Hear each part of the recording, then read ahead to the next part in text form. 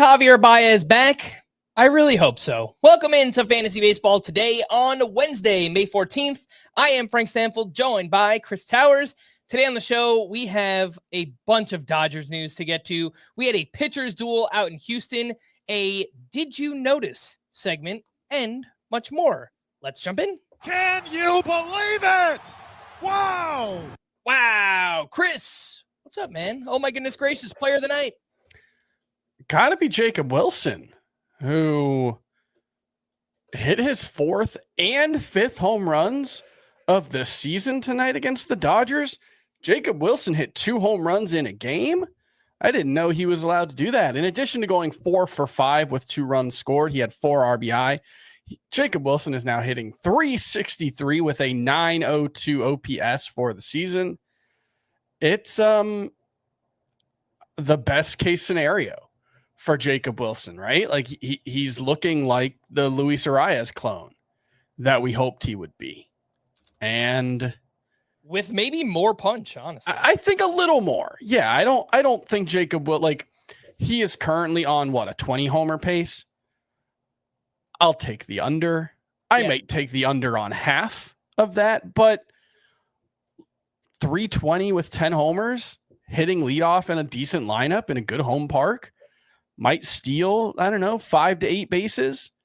It's a pretty valuable player, especially for someone who was dirt cheap in drafts and had a lot of skepticism coming in. He's done everything you could want Jacob Wilson to do. And I think the biggest thing for me is my biggest point of skepticism with this specific type of player, the like 70 grade hit tool, 20 grade power, or 30 grade power, whatever you want to put it at, is you can make that work against minor league pitchers who generally don't have the ability to throw with command and good stuff.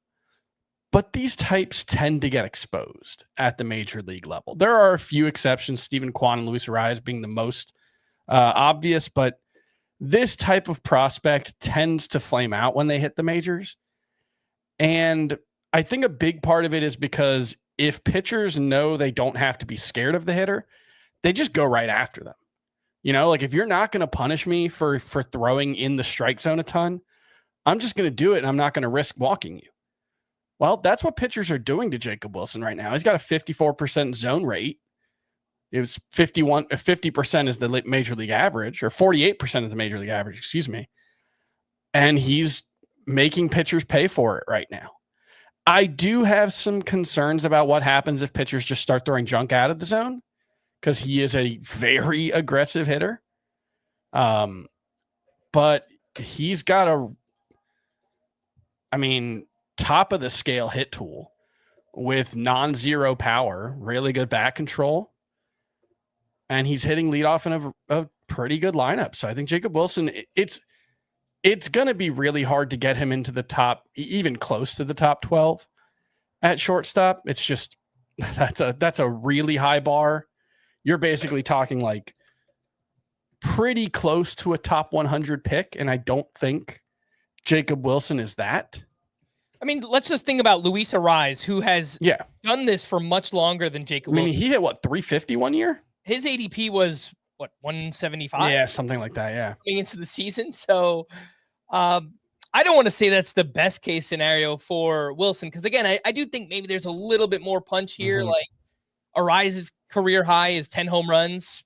Can Wilson exceed that here in his rookie season? Maybe he could get, 12, something like 12 home runs, 8 steals, and, 310, 315 batting average. XBA right now is 317, by the way. Yeah. So, it's just like, it's fair. When you look at the rankings, it's like, okay, yeah, I would take Jacob Wilson over Xander Bogaerts. That feels pretty easy because Xander Bogaerts just kind of feels like a jack of all trades, but he's not actually that good at any of them. He's gone from like a B across the board to a C plus or something. Yeah, I think that's the right way to put it. But then you compare him to like, well, Jackson Holliday's shown some interesting skills lately, especially, and Jeremy Pena's having a really good season. And yeah, I would still take both those over him. And I think so too. And then like Xavier Edwards. I know people are really frustrated with Xavier Edwards. I still think I would take him over Jacob Wilson.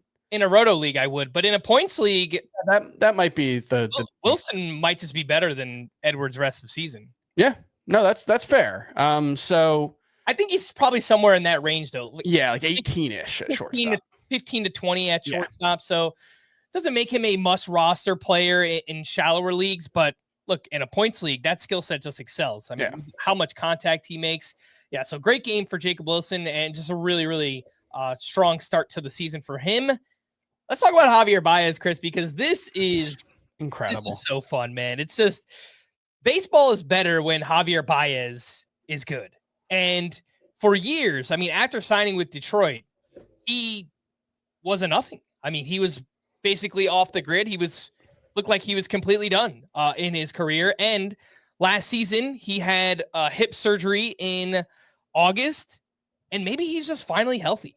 Went out here on Tuesday, 2 for 4 with a double dong, 6 RBI, including a walk-off homer. And in his last 14 games, Javier Baez is batting .396, 5 homers, 23 RBI in 14 games, an 11% barrel rate during that span.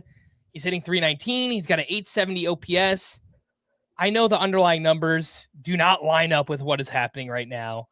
He's not hitting the ball very hard. The ground ball rate is too high. The expected stats are bad, but like we've said with a couple of pitchers recently, ride it till the wheels fall off, man. Like, he's hot. Let's stick with Javier Baez as long as this goes. Yeah, I think the likeliest outcome is this falls apart and probably relatively quickly. 291 xwOBA would be his best since leaving Chicago, but it's still pretty bad. His contact rates are better. The barrel rate over the 14 game span is pretty good. So I don't know, like maybe there's something here.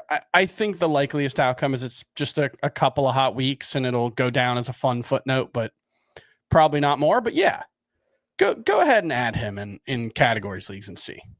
Yeah, I think it's just category leagues for now. You know, I have people asking after a game like this. I get why they're asking.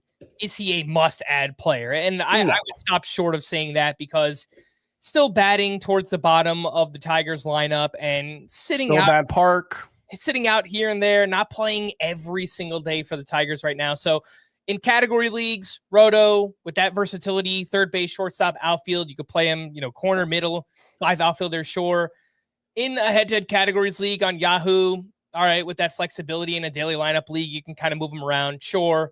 Points league, play discipline is still bad, and those are typically shallower formats, so I'll stay away there, but love what Javier Baez is doing, and again, just shout out to the Tigers, man. They are one of the best stories so far this season in baseball.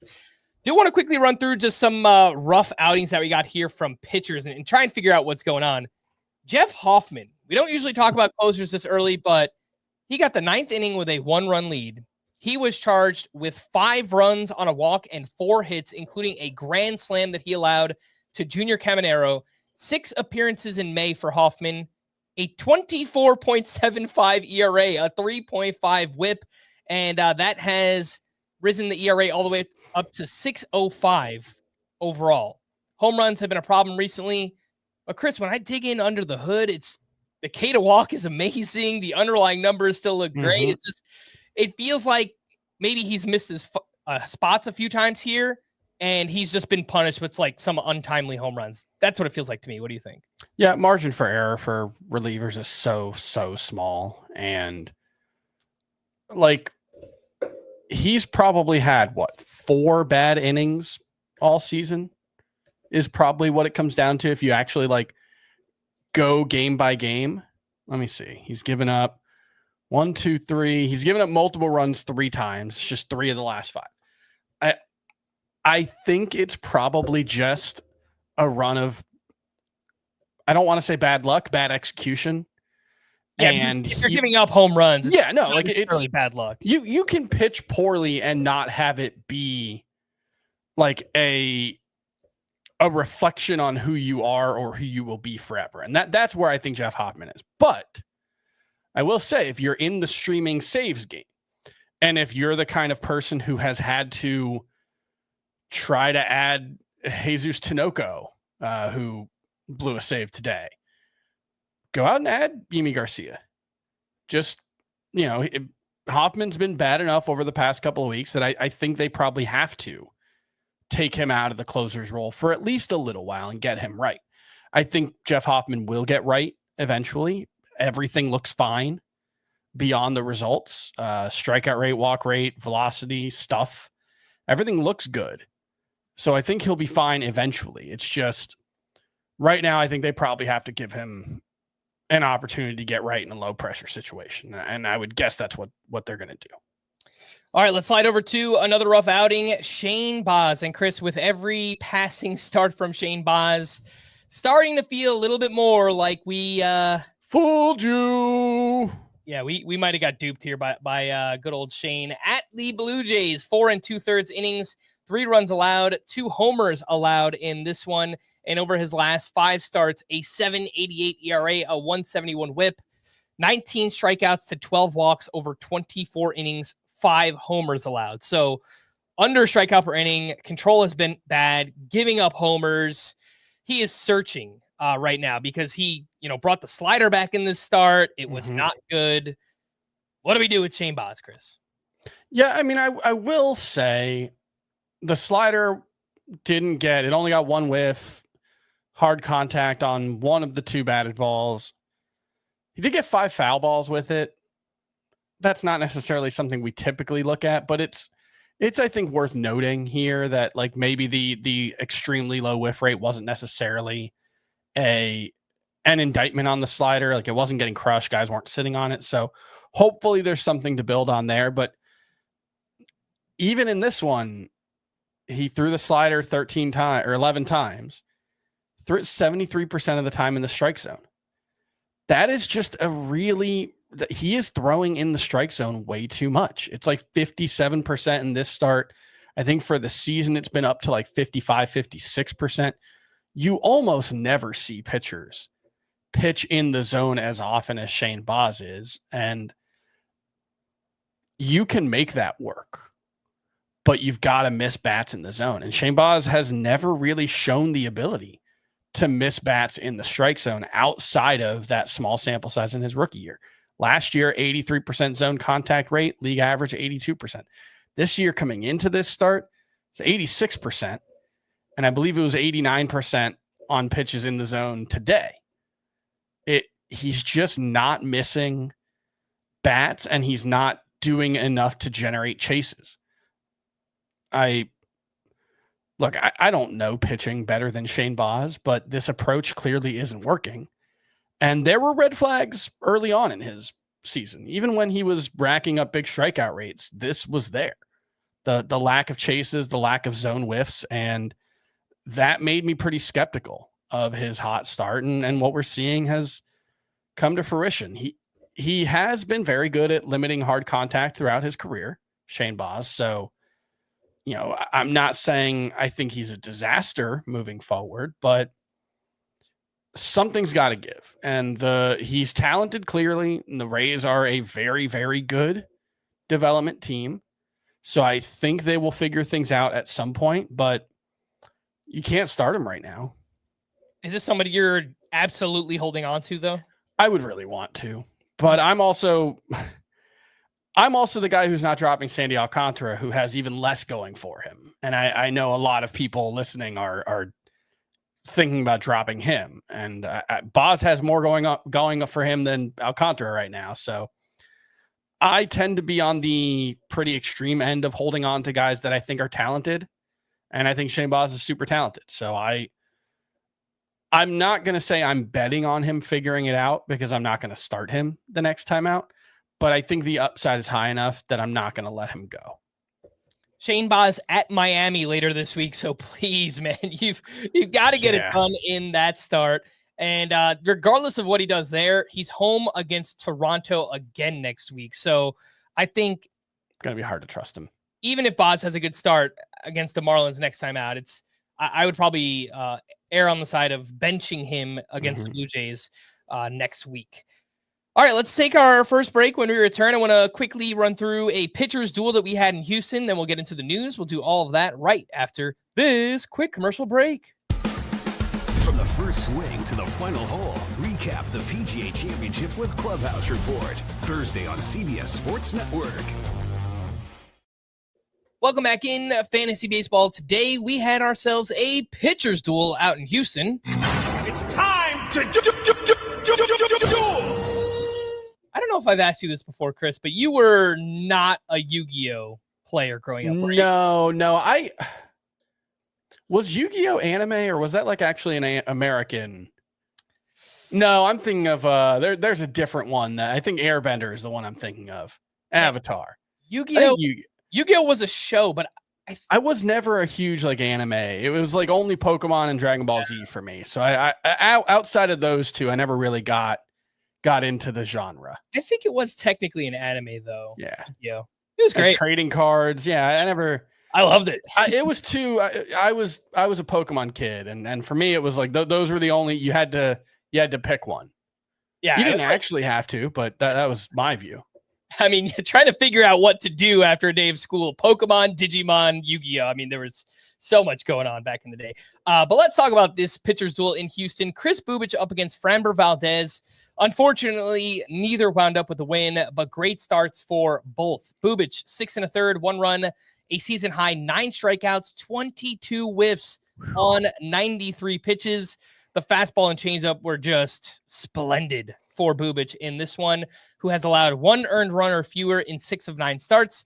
And then Valdez on the other side, 8 innings, 1 run, 7 strikeouts, 14 whiffs on 89 pitches. And he did what he did last year to get back on track. He threw his curveball more, and it was great. 11 whiffs on that curveball, a 65% whiff rate. He has gone 7+ innings in 3 of his last 4 outings. Chris, just phenomenal starts here from both Valdez and Kris Bubic. Yeah, I mean, Valdez pretty close to a top 12 starting pitcher at this point. Partially that's variance, I think. But he's not far from top 12 in my... Oh, no, he's there. Top 10 in my rankings. Made that move recently, I guess. It's been a little up and down, but when you look for at the sure. season, it's a 3.54 ERA, 1.14 whip. That's pretty close to what you're expecting. Projectable volume that you just don't really get from anyone else. So he's, what you lack in the quality of the innings relative to some other pitchers, I think you get in the projectability, in terms of the projectability of the volume. He's kind of maddening at times. Remember, he was terrible early on last season. But he's righted the ship so far. Bubic is arguably more interesting. I don't necessarily think that means he's better, but he might be. He's probably not. And given like Valdez has a very strong injury track record and throws a lot of innings, and Bubic has no track record of throwing a lot of innings, but man, the skills he has shown, last year in relief, okay, you can write it off a little bit, except that he's pretty much picked right up where he left off as a reliever. And the stuff hasn't really lost much from his time in the bullpen. That changeup just is a killer, man. It's a really good pitch. So I don't know. Kris Bubic might be more than just a guy here. Mm-hmm. I think he's probably, let me see. I had him 45th in my last rankings update. Well, that was behind Shane Baz. It feels pretty easy right now. You'd definitely rather have Kris Bubic than Shane Baz. Yeah. Kris Bubic versus Max Meyer. That's a pretty interesting one. I think it's Bubic easily. I think you probably have to take Bubic, even if Meyer maybe has a little more strikeout upside. Yeah, I'm Bubic looking versus Luis Castillo. I'm looking at the mid-30s range. Yeah, that's what I'm thinking, because I've got like Robbie Ray's 38. I got to move him up a few spots. But then it's Luis Castillo, Tyler Glasnow, Blake Snell. Well, I feel like I'm probably giving those injured Dodgers pitchers a little too much leeway, so they can move down. I could move Kris Bubic ahead of them pretty easily. Yeah. Certainly Snell. That was before we learned about the latest setback. I think I am going to move Bubic ahead of Luis Castillo. I think so. He's been really, really good.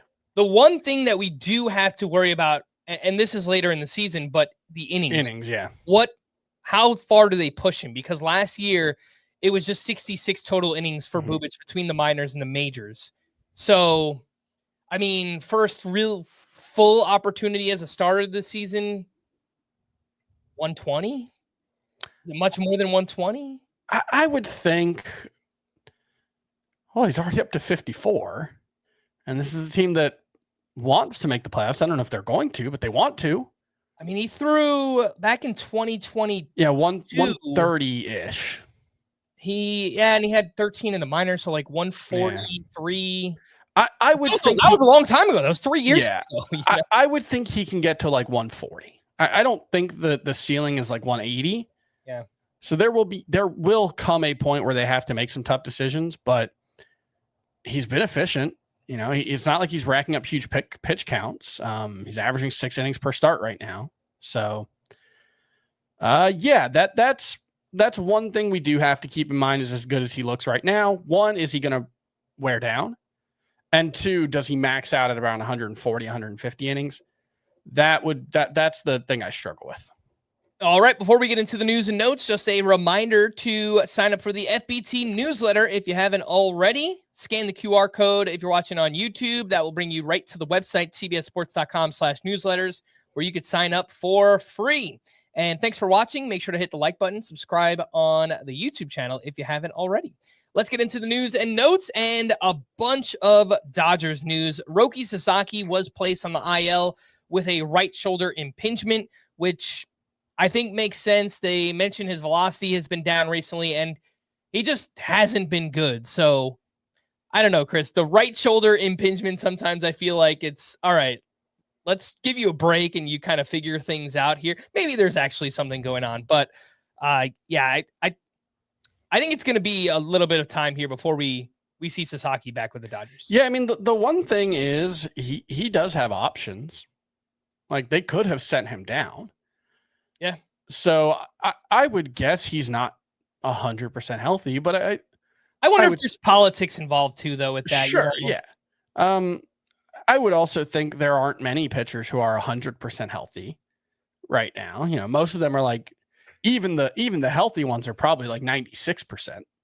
So you could find something if you want to put a guy on the IL fairly easily. But yeah, the velocity's gone down the last few starts. I had read last week that was on purpose, that they had, remember when he was going through the free agency process, he had teams pitch him on how to get his velocity back to, the high 90s, triple digit range. And there was the Dodgers pitched him on a plan to get him there. And I had read last week in The Athletic that they had kind of ditched that plan and just focused on, let's throw strikes for now. And work on the velocity later. Maybe this is a way to put that work in without, the stakes of pitching in major league games. That could happen, but I'm holding on to Roki Sasaki, but I'm not expecting him to be a difference maker at this point. This season. What about leagues with no IL spots? I think I might tough. That's going to be tough because he is the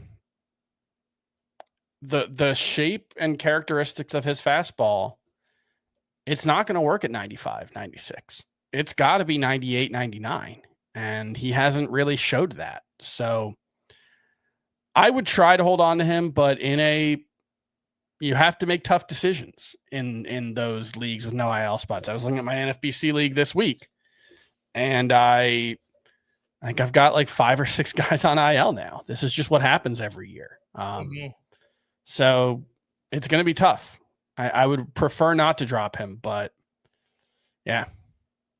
Apparently, Freddie Freeman requires 90 minutes of treatment on his surgically repaired right ankle every day so far. Freeman noted that the ankle is not 100%, but is good enough to play on. Well, we couldn't tell because Freeman has been unreal this season. I was updating my infield rankings on Tuesday. I haven't published them yet, but I think I'm going to move Freeman up to my number 1 ranked first baseman, Chris. I can't really argue with it. Like Harper has been just fine. He hasn't been like amazing so far, and Freddie Freeman has been. So, and ahead of Vlad. I mean, is that part of it crazy? Vlad is just, I don't know. He gets off to these slow kind of starts. Similar, right? Yeah. Like he hasn't been terrible, but he hasn't been great. I'm doing it. I'm moving forward. I'm inclined to leave Vlad ahead. His expected stats are still really, really good. He's still hitting the ball really, really hard. I think Vlad will be fine, and I think you'd rather have Vlad just because is Freeman in a spot with like, the way we talk about Nathan Eovaldi or the way we talk about Tyler Glasnow when he's healthy, where it's going really well right now. How much faith can you have in it continuing to go well? Now, he's not a pitcher, and he's not specifically Tyler Glasnow, but I don't know if is the injury risk today any lower with Freddie Freeman than it was before the season? I don't necessarily think it is. That's the fairest point of all. I mean, performance-wise, I'm not worried about it. Like, maybe he's just super locked in right now, but I mean, this is a Hall of Fame player. And he looks like he's just kind of turned back the clocks a little bit. The injury risk is I mean, that's something that could pop back up throughout the course of the season. But I mean, man, hitting in the middle of that lineup right now, it's awesome. We're splitting hairs, but I'm going to move him up to 1 ahead of Vlad Jr. this week. One more Dodgers note: Clayton Kershaw will make his season debut this Saturday against the Angels. I think he's right around 50% rostered. I don't think he's a must-add. Go out and grab him. But if you have a roster spot to play with, why not? Welcome back to Ronald Acuna. Not exactly, but in his first rehab game, hit his first home run. So he was also playing the outfield. Yeah. And I saw he made a nice running catch at one point. So all good. Love to see that. Hopefully it's back in 2 weeks or so. Corey Seager was placed on the IL with a right hamstring strain for the second time this season. The Rangers activated Kyle Higashioka. Rays manager Kevin Cash said Shane McClanahan still feels some discomfort in his left triceps when playing catch from 60 feet. Just a complete unknown as to when, if we see Shane O'Mac at any point this season. The fact that he was basically shut down for 2 months and still feeling this kind of feels like we might not get anything this year. But it's also like not a muscle or a ligament, right? It's still just that nerve. So I have no idea, genuinely. Like this is a weird situation. I just don't think they're going to put him on a mound until there's absolutely no discomfort. Oh, for sure. Yeah. He is under contract for next year.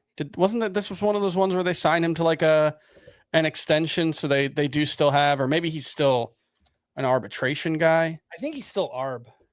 Okay. He is arbitration eligible through 2027.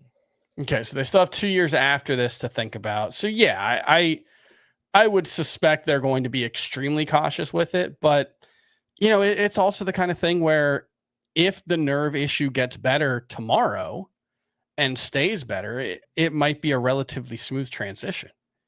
We just don't really know. Remember with Parker Meadows before it was a similar thing. It was a nerve issue, and it was like, it might be a couple weeks, and he ended up on the 60-day IL as well. So we really just don't know with these situations.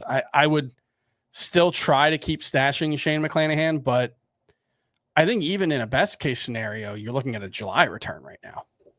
Rangers reliever Chris Martin came on for the save in the 9th inning and then left after throwing one pitch and allowing a hit. Turns out he left with right elbow tightness. So 2 days in a row, Rangers high leverage relievers leaving with injury.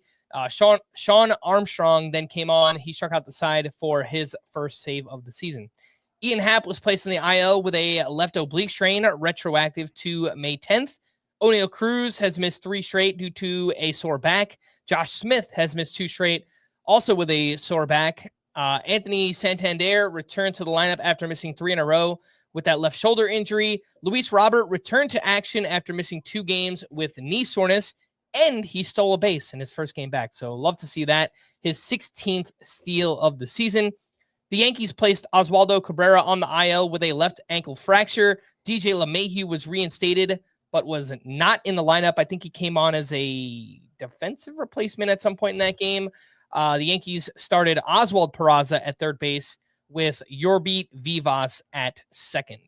Logan Henderson will be recalled to start Wednesday for the Brewers. This happened after Tobias Myers was sent to AAA. They were planning on Brandon Woodruff making his return this week, but he suffered an ankle injury, and Jose Quintana was also pushed back a few days. So hopefully Logan Henderson pitches well. I don't know if he'll stick around. Chris, force their hand. Are you looking to re-add Logan Henderson? Yeah, I think even though the likeliest outcome is he probably gets sent back down, he was impressive enough that I'm willing to take that chance and see, because he's been awesome at AAA as well. 34% strikeout rate. I think it's a 2.40 ERA in 30 innings or something like that. He's been really good. I think there's a decent amount of upside here, and like I'd rather take this chance than Clayton Kershaw. I think the odds of Clayton Kershaw being an impact, honestly, I'd rather have Logan Henderson than Brandon Woodruff. My expectations for Brandon Woodruff are not high, even though I think he has a more secure job when he's ready. I just don't think there's any guarantee that Brandon Woodruff's good. Logan Henderson or Ryan Weathers? Ryan Weathers. Yu Darvish will begin a rehab assignment at AAA on Wednesday. He's working his way back from right elbow inflammation. 62% rostered, another pitcher you can look to stash right now if you have IL spots available. Josh Lowe could be activated this weekend against the Marlins. He's been out since opening day with that oblique injury. Luis Garcia Jr. was placed on the paternity list. Luke Jackson's hand is swollen after getting hit by a line drive comebacker on Monday. He's optimistic he will avoid the IL. Max Scherzer was unable to throw as scheduled on Tuesday because of back tightness. It's just, man, one thing after another for Scherzer right now. Cardinals pitching prospect Quinn Matthews will make a rehab start this week with the Cardinals Florida Complex League affiliate, and he's been out since April with mild left shoulder soreness. So hoping that he can make an impact at some point later this season. The Astros will recall Colton Gordon from AAA to start Wednesday against the Royals. 26 years old, off to a nice start at AAA this season. Throws 6 different pitches, averages 91 on the fastball. So I don't think that there's much here, Chris. Do you feel differently about Colton Gordon?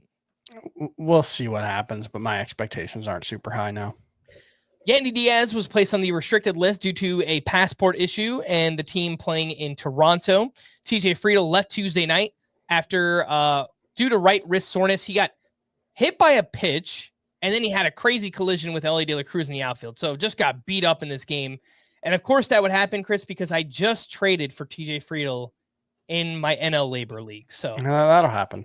That was the one where I lost Tyro Estrada. I traded for Nick Gonzalez. Then he gets hurt. It's just, I think I have 6 or 7 players on the IL on that team. And I think I'm still in 3rd or 4th place. So I'm cautiously optimistic right now. Alex Cora said that as of now, Tanner Houck will make his next start Sunday against the Braves. Ben Lively was placed in the IL with a right flexor strain. And prospect debuts, Moises Ballesteros was in the lineup as the DH, batting 7th versus a right-handed pitcher. He went 0 for 4. Jordan Lawler was in the lineup at shortstop, batting 8th against a lefty. No Geraldo Perdomo in this one, and Jordan Lawler went 0 for 3 with a walk and a strikeout. Quick note, speaking of prospects, Pirates pitcher Bubba Chandler, 5 shutout innings with 8 strikeouts at AAA here on Tuesday. So please just call him up next time through the rotation. We need some Bubba Chandler. And some actual massive baseball news, not fantasy related, but Major League Baseball removed Pete Rose and 16 other deceased from the permanently ineligible list on Tuesday, which means all of those names are now eligible for the Hall of Fame, which obviously is a huge story, a huge talking point for baseball heads out there. This is bad. Permanently ineligible has a specific meaning. And 10 years ago, Rob Manfred was asked whether Joe Jackson should be removed from the permanently ineligible list. And he said no. He turned down the request to remove Shoeless Joe Jackson from the ineligible list. I guess Shoeless Joe Jackson Rob Manfred didn't know that he was dead 10 years ago. This is bad. This is a bad decision, and I am vehemently opposed to it. That's all I will say on all of this. But the word permanent has a meaning, and maybe change the name of the list if you're not going to call it permanent. All right, let's take our final break. And when we return, we'll get into the waiver wire options here right after this. When you need your sports news all the time, We've got breaking news to bring to you. CBS Sports HQ gives you a snapshot of all the sports that matter to you. When you need your sports in a snap, find it on CBS Sports HQ, streaming free anywhere you are. Welcome back in Fantasy Baseball today, taking a look at some waiver wire hitters. 2 names in shallower leagues. Josh Young, 3 for 4 with a double dong, 4 RBI in his last 7 games. He is hitting .360 with 4 home runs. And the barrel rate, expected stats all look great. 70% rostered. And then Jonathan India is picking things up. Last 15 games, he's hitting .317, 1 homer, 10 runs, .808 OPS. I mean, the problem is, all right, batting average OBP is on the rise. 1 homer, 0 steals, just not really doing anything else right now is Jonathan India. Between 60 and 70% rostered. Chris, do you think these names need to be closer to 100%? Josh Young and India. The lack of steals for India is surprising because the Royals, if I remember correctly, were a pretty aggressive base stealing team last year. I think they typically are. Yeah, they were 11th in steals last season, and India stole a decent. Off the top of my head, I don't know exactly what the number was. Was it like 12 last year? Something like that. And the Royals are 13. The Royals are 10th in steals. Yeah, in steals as a team this season. So this is surprising, right? Like Tyler Tolbert has 6 steals and 5 plate appearances. Jonathan India doesn't have any. That's weird, especially because he's still a decent athlete, 71st percentile sprint speed. He still has a 343 on base percentage. So I would expect more steals from Jonathan India moving forward, obviously, but 1 would be more. So I'm more excited about Josh Young. I think he is a legit power hitter. And, you know, everything we've said about Jake Berger, I think could apply to Josh Young. He doesn't hit the ball quite as hard, but he's got much better plate discipline. So, you know, I think it comes out in the wash, and he's going to end up being a 25-plus homer guy. Would you drop any of, we're talking shallow leagues, Alec Boehm, Royce Lewis, Eugenio Suarez for Josh Young? Eugenio Suarez, Alec Boehm, and who? Royce Lewis? No, I don't think I'd drop any of them for Josh Young.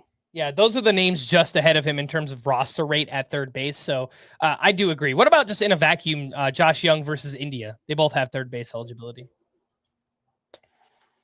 Young. Yeah, I would agree. Dalton Varsho continues to hit for power since returning 2 for 5 with a double dong, 4 RBI in this one. He's got a 935 OPS in 10 games. That's a very small sample size. 27% rostered. I don't know how many of CBS leagues are roto leagues with 5 outfielders, but I feel like any of those, or all of those rather, Dalton Varsho should probably be rostered. Yeah, any 5 outfielder league, I think he should be rostered. That's probably it. Yeah. I don't really buy Dalton Varsho as a power hitter. The quality of contact metrics are actually great right now. 94 mile per hour average exit velocity, 504 expected WOBA on contact. That was before the 2 homer game. That's incredible. His expected WOBA on contact for his career is 348, which is really bad. That's well below average. And his strikeout rate is 42%. Well, it was coming into today. I guess it probably went down slightly, but still way too many strikeouts, 17 and 41 plate appearances. I think he's a pretty bad hitter. All right, well, let's talk about 2 catchers in 2 catcher leagues. That would make sense. Drake Baldwin, he kind of looks legit, man. 3 for 4 with his 4th home run. He's been starting every 3rd game, but starting to think he might just steal more playing time away from Sean Murphy. He's hit 5th in the lineup in his last 2 starts, up to a 329 batting average, 939 OPS for Drake Baldwin. And Edgar Caro, who is racking up the hits, but not hitting for much power. 3 for 4 with the RBI in this one. He's hitting 303, 751 OPS. He's got 3 doubles, but 0 home runs so far for Edgar Caro. Kris, who do you like more in a 2-catcher league, Drake Baldwin or Edgar Caro? It's got to be Caro just because of the playing time edge. I think he's actually really under-rostered. I think the 15% roster rate is way too low.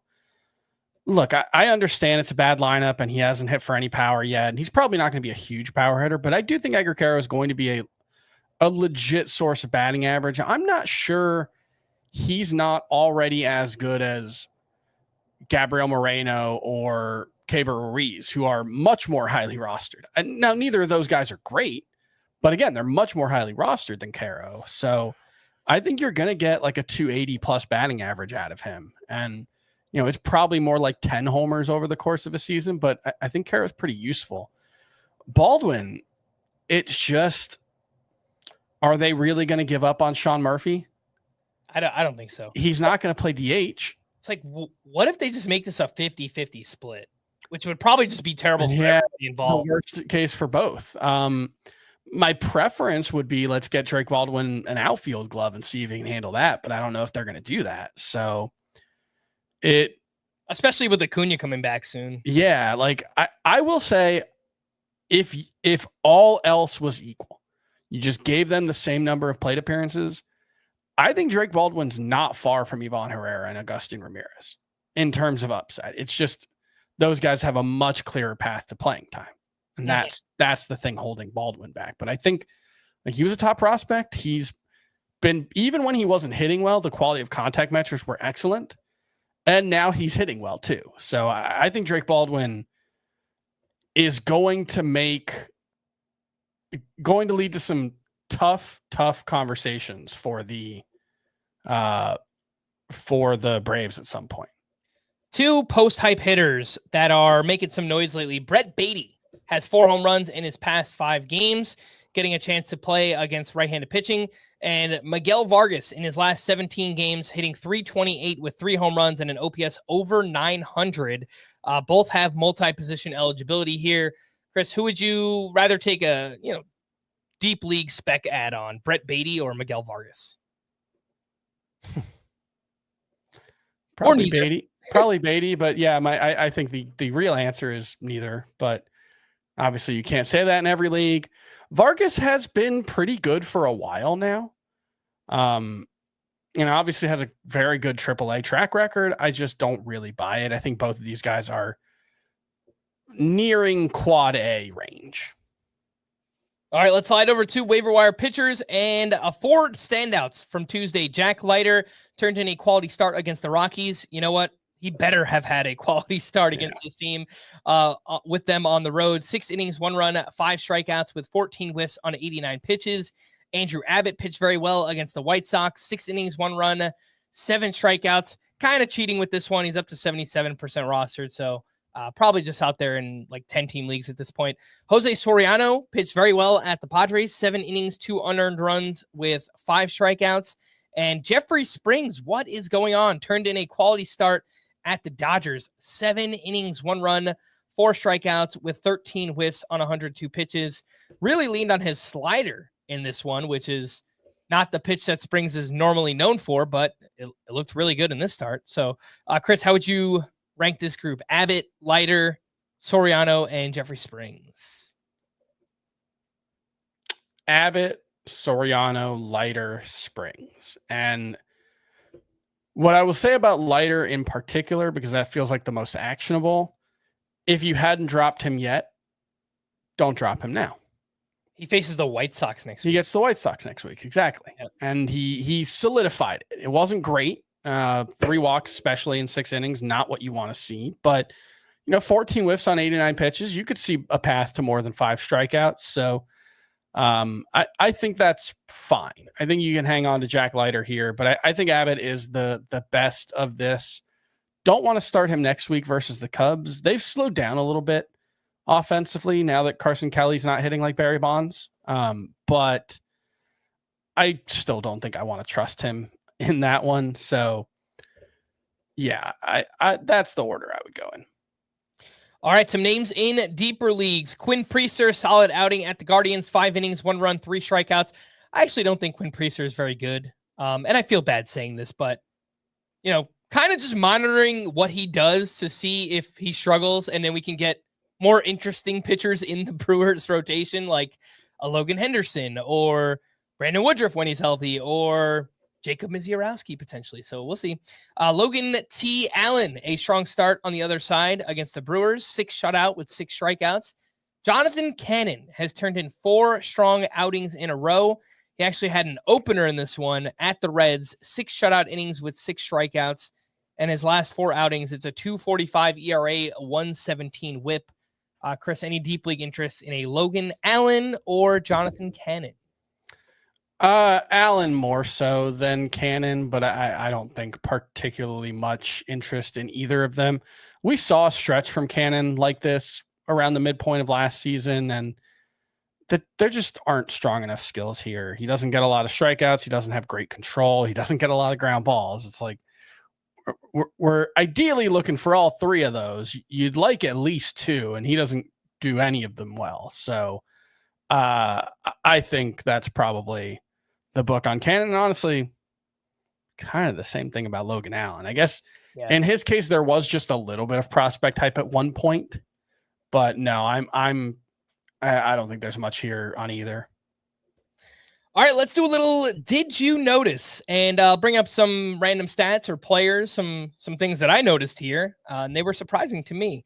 Christian Campbell has been cooling off quite a bit. 0 for 4 with a walk and a strikeout, and in his last 9 games, he's batting .079 with 0 extra base hits, a 31% strikeout rate, lots of ground balls, not hitting the ball very hard. He's down to a 248 batting average, 736 OPS. The expected stats are trending down as well. And I only noticed this, Chris, because I was, updating the infield rankings, and I'm like, wow, his StatCast numbers really fell off here. So any thoughts on Christian Campbell? You may have noticed too early, however, because he did hit a home run in this game. That one went into extras, and he hit a 2-run home run. But you're not wrong. It's 1 for 5 with a home run today. But overall, he has really slowed down. I don't really make much of it. You're still talking about a very raw young player who is going to have ups and downs. I hoped that he was avoiding the struggles that most rookies go through, but that hasn't been the case. But you look at the overall numbers, and you'll take a 260 batting average with, probably a 20 homer pace and hopefully more speed moving forward. He's certainly cooled off. I can't deny that. I also can't say I'm too concerned about Christian Campbell yet. Mm-hmm. Yes, thank you for the correction. Did not see that he homered in extra innings in that game. I think Campbell, we're all aggressive in moving him up early in the season, but now that other names are kind of emerging as like breakouts or re-breakouts, Maikel Garcia, Jorge Polanco, Gleyber Torres, would you take any of those 3 over Campbell rest of season? They have better track records. They've kind of been there, done that, and they're all off to great starts. So they do have better track records, but they're not like can't miss guys. Even Gleyber, especially the past couple of years, has been pretty mediocre. So I am inclined to still take Christian Campbell. But we did have a discussion about Christian Campbell, I think last week, where we talked about moving him into the top 5. That feels like it might have been premature. On the other hand, second base is kind of in trouble right now. Oh, just because it's terrible. Westberg's on the IL, McLean is slumping hard. Tommy Edmonds on the IL, Jazz is on the IL. You can make the case that Bryce Sarang is the number 1 second baseman right now. I wouldn't make that case. I would Ketel Marte. I think is still pretty good. But I guess top 2 or 3. Ozzy Albies has been terrible, and Jose Altuve has been disappointing. So yeah, it's there's depth at second base still, but yeah, the top end's been pretty bad. All right, let's talk about Robbie Ray. I got my tight pants on.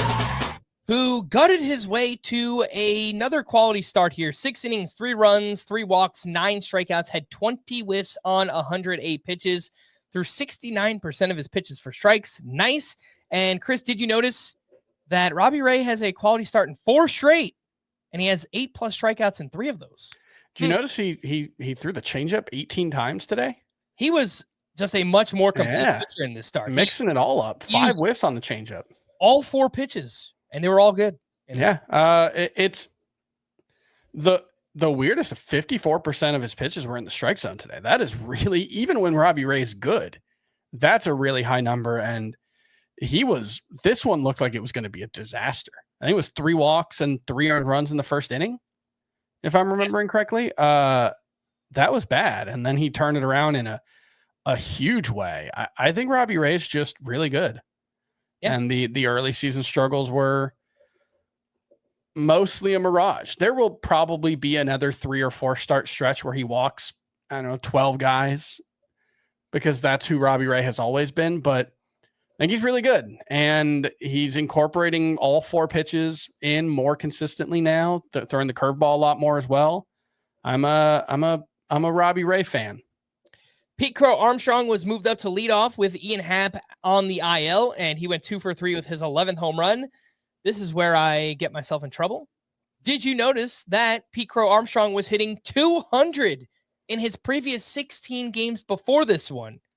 However, he still had 5 homers and 3 steals during that span. So not like he's completely crushing you, but I just thought it was notable that the batting average was trending down for the past, 2.5 weeks for PC. Let me pull something up, because he is maybe the most aggressive hitter in baseball. There could be other words if you want him. Reckless. I don't know. He swings at way too many pitches outside of the strike zone. His last 15 games, he has swung at 54% of pitches out of the strike zone. Jeez. He's making it work, but it's just, this all feels very precarious. I don't know. Like this is really 63% swing rate over the past 15 games. He is just swinging at almost everything. That is a really, really hard approach to make work. And maybe he will continue to do it, but it just feels like it's going to go sideways at some point for Pete Crow Armstrong. But we've been saying that, and it hasn't happened yet. So I don't know. Yeah. I mean, in defense of ourselves here, we're not saying like Pete Crow Armstrong is bad. I don't want any Cubs fans in the mentions or anything like that. Just letting you know that, with any young player, there's going to be ups and downs. And so the batting average was trending down. I thought it was worth pointing out. We got bad Jose Barrios here against the Rays. 5 1/3, 5 runs, 3 walks, 4 strikeouts. And did you notice that he has 3+ walks in 5 of 9 starts? For somebody like Jose Barrios, Chris, who doesn't miss a ton of bats, I don't think that he can walk that many and kind of get away with what he normally does. So I think he's got to figure that out. Man, I'm going to be honest, and maybe I shouldn't be. Maybe I'm being too honest here. Maybe I'm exposing myself a little bit, but I hope this is a safe space. Jose Barrios is one of those pitchers I just don't think about. I don't know. Am I alone in that? It's just like, I feel like I know who he is so well. Do you have him on any of your fantasy teams? No. So that's why. Yeah. I have him in a few spots. So. I go through the box scores every week. Like I write about, 60% of the starters in any given day. And he is one that there is almost never anything notable about him because we have such a long track record of who he is. And I know the performance fluctuates from one season to the next. In season, he's never as good as he looks at his best. He's never as bad as he looks at his worst. It does feel like we might be on the precipice of him being more bad than good. Underlying numbers last year were pretty bad, even though the results were fine. Underlying numbers right now are really bad. So, yeah, Barrios, you probably shouldn't drop him, but I don't think you'd regret it if you did. I don't think I would either, but the swinging strike rate has been below 10% 2 years in a row. I think the control has to be better if we want to get a typical Jose Barrios season out of him. If not, then we might be looking at something more like a 4 ERA with like a 125 or 130 whip for Barrios this season.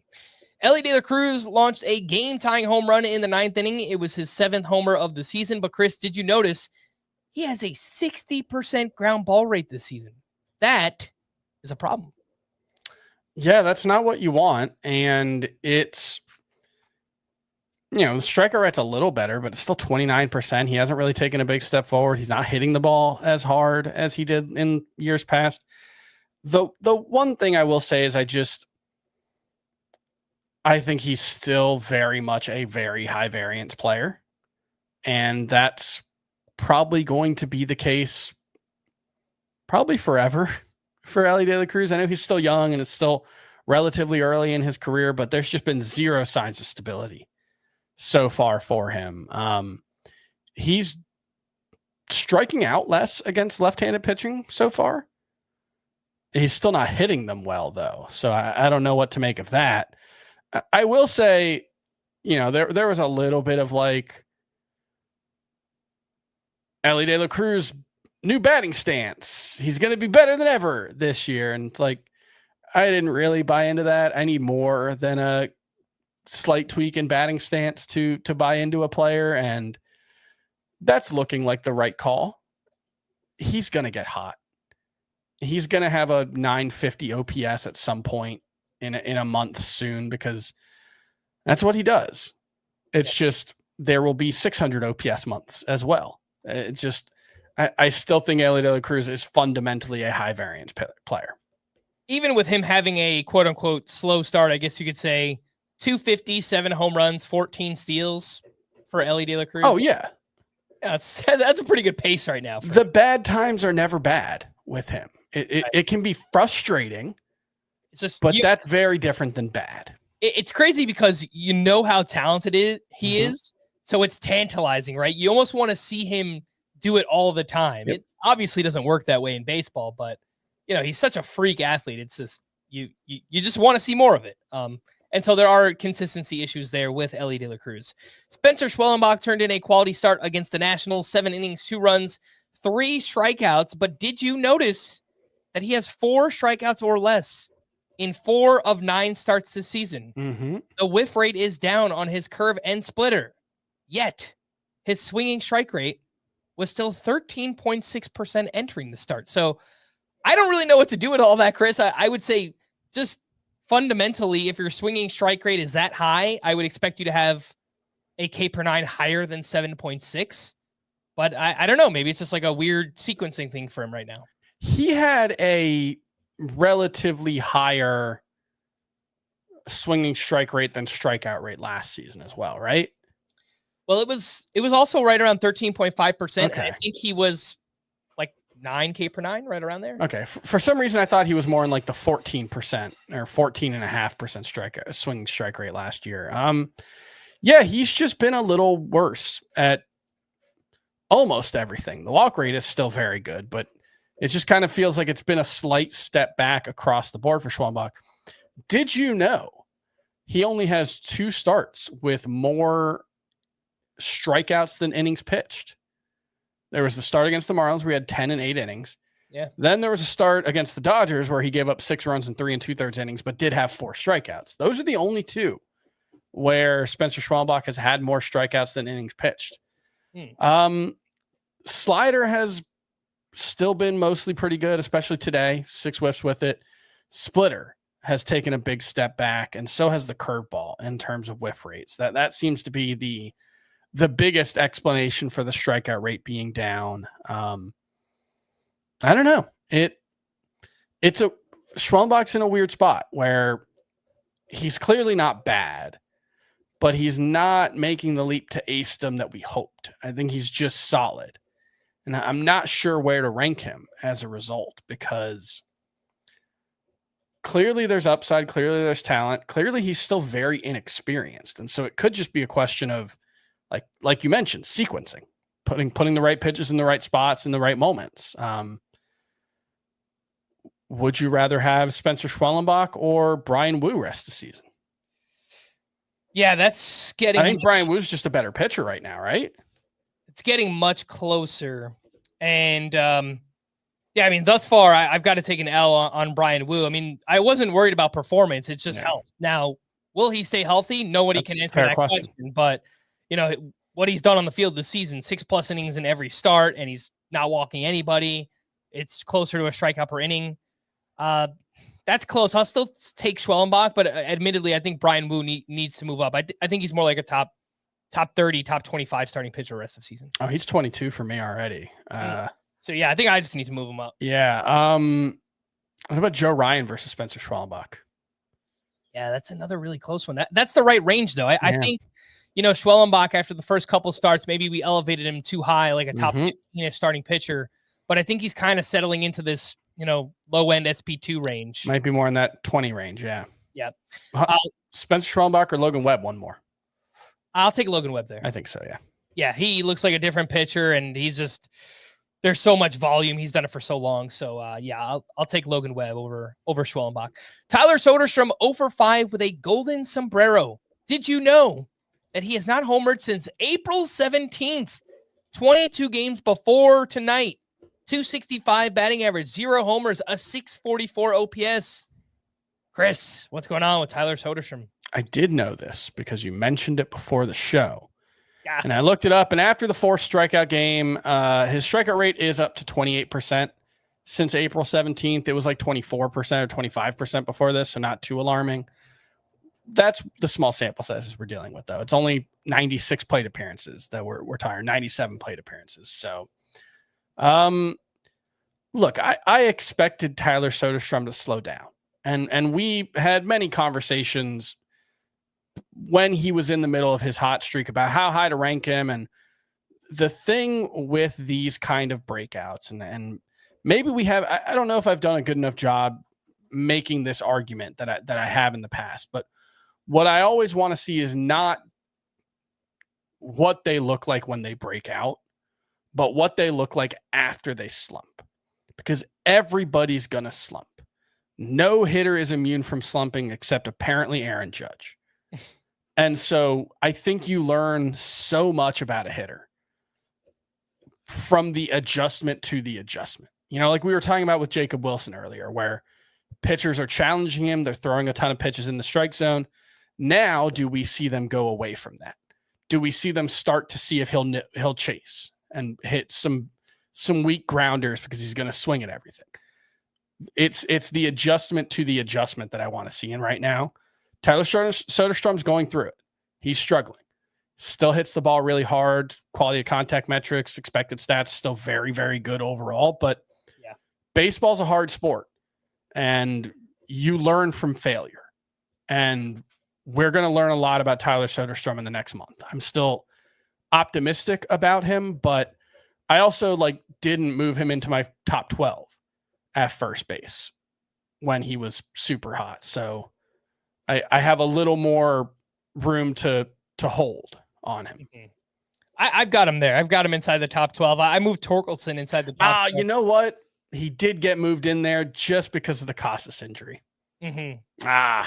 I moved both Soderstrom and Torkelson ahead of Christian Walker and Vinny Pasquantino. Okay, I haven't done that yet. Yeah, I think we've kind of seen enough on both sides where these players just look more impactful right now. And Christian Walker, it's just, I don't know. He had the oblique right before the season, and it could just ruin his whole year. Yeah, so a little worried about that. But yeah, Soderstrom still have a ton of confidence in him.